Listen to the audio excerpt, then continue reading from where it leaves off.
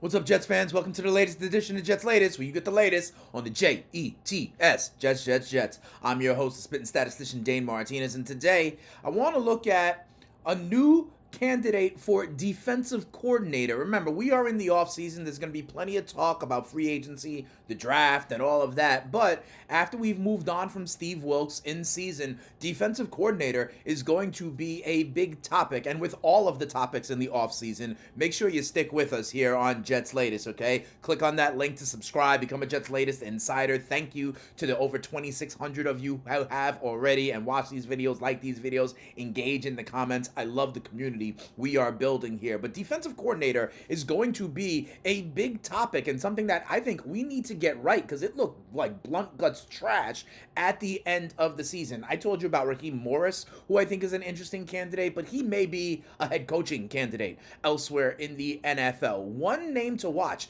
and one name who we will interview, is Minnesota Vikings coach Donte Jones. Donte Jones is the Vikings passing game coordinator and their defensive backs coach. And, Brian Flores is there, right? A kind of tenured, experienced DC. And it looks like Jones is pretty much this guy's like right-hand man and protege. And listen, coming from the Minnesota Vikings is a pretty good place to come from. The Minnesota Vikings have done well defensively. Look at this. They were first in the NFL in forced fumbles. First in the NFL in fumbles recovered. Obviously, we had a takeaway problem with the green and white, as is noted, an all-time historic takeaway problem, but in other metrics as well. Listen, the Vikings were second in pass defense. They only gave up 3,021 yards. For context, the Jets offensively only had 2,700 yards, and the Browns were second worst in the league with 3,152. So what this means is that the Minnesota Vikings were giving up basically what the Jets and the Browns were doing offensively.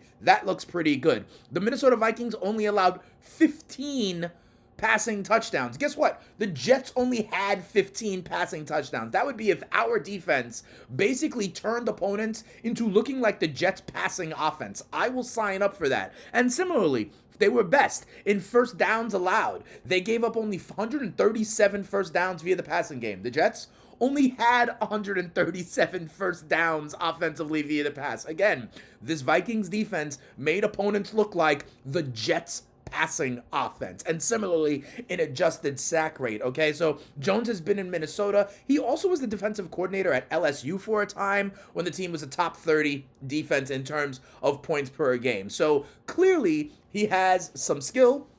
I like that he is under Brian Flores, who is well respected, and the stats speak for themselves. I also like the fact that, Aaron Glenn saw him in the NFC North, right? I like the kind of pedigree that Jones comes from. I like the newness. This would not be kind of one of those old guard guys like Steve Wilks was. I actually think that would be helpful for like relating to some of the players.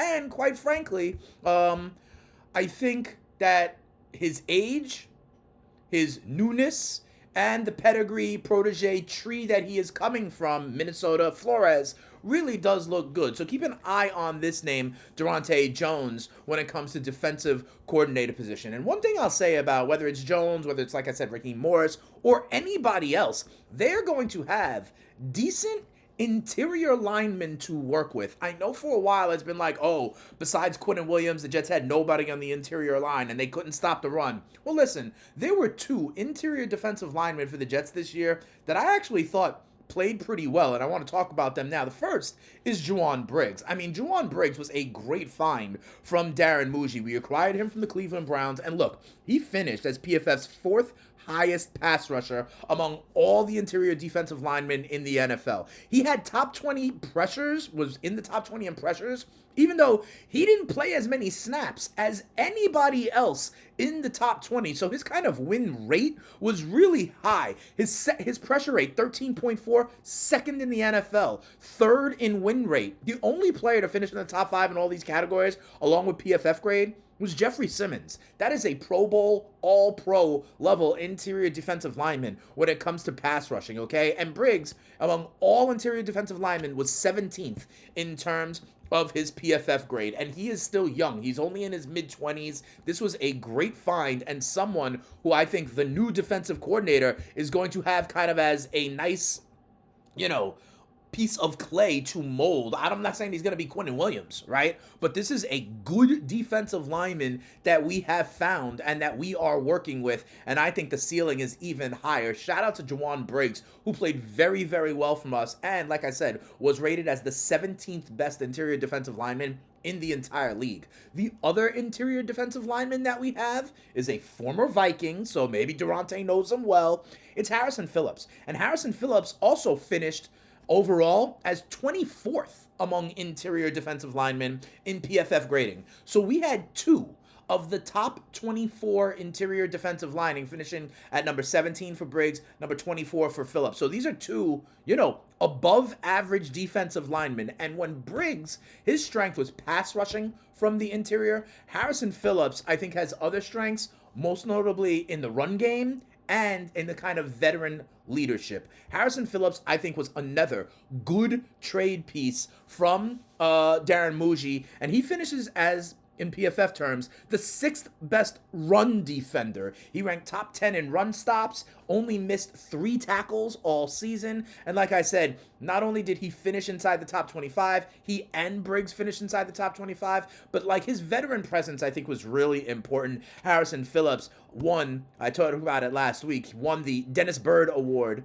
for the most inspirational player on the team in terms of the Jets team awards. And I quite frankly think that when we have a lot of young players and new players on this defense, Harrison Phillips, I think, could be in line to be a defensive captain for this team based on the kind of veteran presence, leadership, kind of inspirational award winner already, and the fact that he was good, especially stopping the run. So I wanted to talk about that DC coordinator, that DC potential candidate. Donte Jones is a name to know, and how on the interior, I don't know that, D lineman is necessarily a spot we're going to look to draft. I think edge rusher is a spot we are going to look to draft. I think safety is a spot we are looking to draft. But quite frankly, if Jawan Briggs and Harrison Phillips are our two starting interior defensive linemen next year, I don't think that is bad. And in fact, they rated as 2 of the top 24 interior defensive linemen in the NFL last year. Maybe also part of the reason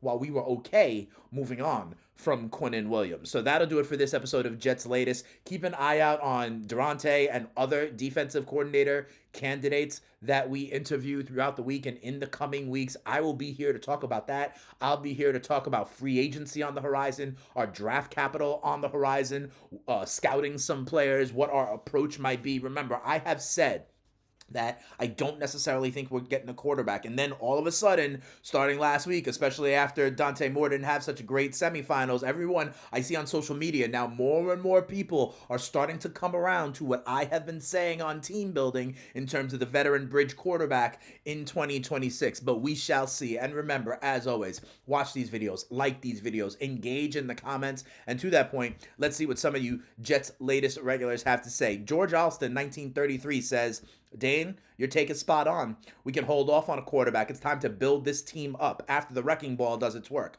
Love the thought also on the 33 overall pick. It gives us a lot of flexibility. Can't wait. Yes, I have been saying this. Watch now. All of a sudden, Jets Insiders analysis content creators are going to be coming on to my idea that I've been saying for a while in terms of now is not the time to drop a rookie quarterback into the situation. And yes, 33, I think, is a big flexible pick. Beginning of round 2, people reset the decks. Could be a valuable trade piece if we go down a little bit and still think we can get our guys. I'll talk about some guys later on in the week. I Help Cafe 4555 says, always got confused why the draft order changed from 1, 2, 3, etc. Thanks for the explainer. Yes, the ones with the same record at the bottom, they kind of rotate. So that's why the Jets are number 2 in the first round, but have the number 1 overall pick in round 2. Mario Bautista, 9964, definite Jets latest regular, says, Dane, I'm with you. I think we need to stack up on the positions that needed to put this team together first, then go get our quarterback. Thank you. I have been saying that. Like I said, you're going to start to hear more and more people say that, but that's why you come here to Jets Latest for everything you need about the green and white. And Mad Mert says, good job, young man. Keep them coming. I don't know how young I am. I'm not going to really reveal my age until it is my birthday in April. I feel like more of a middle-aged man, but we'll talk about that another time. Thank you, though, for the kind words, Mad Mert. And by the way, tell a Jets fan friend to tell a Jets fan friend. And if you want to hear more from me, spitting statistician Dane Martinez. Remember, I am the host of the FTN Fantasy Show over on SiriusXM, the fantasy channel. Still plenty of ways to play fantasy, whether it's in DFS, playoff pools, or even in other sports, and we've got you covered over at FTN. I'm also the host of In Game Live on Sports Grid. If you want to become a better sports bettor, if you want to become a better fantasy player, I got you to help you win your leagues and win that cash. But if you just want to be plugged into the green and white, Jets Latest is the place to be. I am here every single day giving you the real. So tell a Jets fan friend to tell a Jets fan friend. But for this episode of Jets Latest, we out of here. Peace.